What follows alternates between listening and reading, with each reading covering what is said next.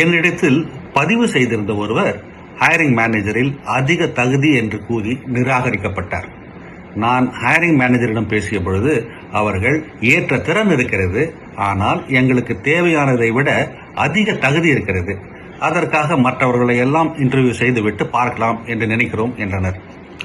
நான் அதை அவரிடம் தெரிவித்துவிட்டு 1 அல்லது 2 வாரம் காத்திருந்து முடிவை பார்க்கலாம் என்றேன். ஆனால் அவர் ஏற்கனவே சில மாதங்கள் வேலை இல்லாமல் இருந்ததினால் அதே போன்ற வேலைகளுக்கு விண்ணப்பித்துக் கொண்டே இருந்தார். நான் அவரது விண்ணப்பத்தை இன்னொரு ஹையரிங் மேனேஜரிடம் கொடுத்தேன். அவர் அதை விரும்பி அவரை நேர்முகம் காண தீர்மானித்தார். அவருடைய நடத்தை மற்றும் அனுபவம் அவர்களுக்கு பிடித்து போனது.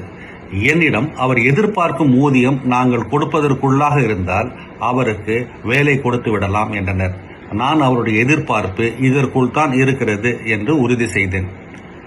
நான் அன்றே பணி நாடுபவரை தொடர்பு கொண்டு இந்த செய்தியை பகிர்ந்து கொண்டேன். அவரால் நம்ப இயலவில்லை. இந்த வாய்ப்பை கொடுத்ததற்காக நன்றி, உங்கள் வழிகாட்டுதல் இல்லாமல் இது சாத்தியமாகி இருக்காது என்றார். நான் என்னால் அல்ல, உங்களுக்கு அந்த தகுதி இருக்கிறது, நீங்கள் விடாமல் வேலைகளுக்கு விண்ணப்பித்துக் கொண்டே இருந்ததனால் கிடைத்திருக்கிறது என்று கூறினேன். 1 வாரம் கடந்தது. முந்தைய ஹையரிங் மேனேஜர் என்னிடம் அந்த பணி நாடுவரை அனுப்ப முடியுமா என்று கேட்டார். நான் அவர் எங்கள் மூலமாக இன்னொரு வேலையை ஒப்புக்கொண்டு விட்டார் என்றேன். அவர் அதிர்ச்சியாகி 10 நாட்கள் தானே ஆகிறது என்றார். நான் ஏற்ற திறன், அனுபவம், விருப்பம் உள்ளவர்களை நான் ஒருபொழுதும் விட்டுவிடக்கூடாது. அப்படிப்பட்டவர்களுக்கு எளிதாக இன்னொரு வேலை கிடைத்துவிடும் என்றேன். உங்களுக்கு வேலை இல்லாமல் இருக்கலாம், ஆனால் பெரும் மதிப்பு இருக்கிறது.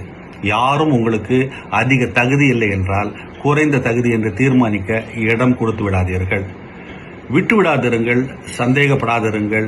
நல்லவை தானாகவே நடப்பதில்லை, அவை தொடர்ந்து முயற்சிப்பவர்களுக்கே நடக்கிறது. மக்களை அவர்கள் அனுபவம், வயது, ரெஸ்யூமில் இருக்கும் இடைவெளி இவற்றை பொறுத்து தீர்மானிப்பதை இப்பொழுதே நிறுத்திவிடுங்கள். அவர்கள் திறமை, மனப்பாங்கு இவற்றின் அடிப்படையில் மட்டுமே வேலைக்கு எடுக்க வேண்டும். சக்தி ஸ்ரீவத்சா இப்படி தன் அனுபவத்தை பகிர்ந்து கொள்கிறார். இது போன்ற சிந்தனைகளுக்கு தமிழ் பூமர் அஃபிஷியல் சேனலை சப்ஸ்கிரைப் செய்யுங்கள்.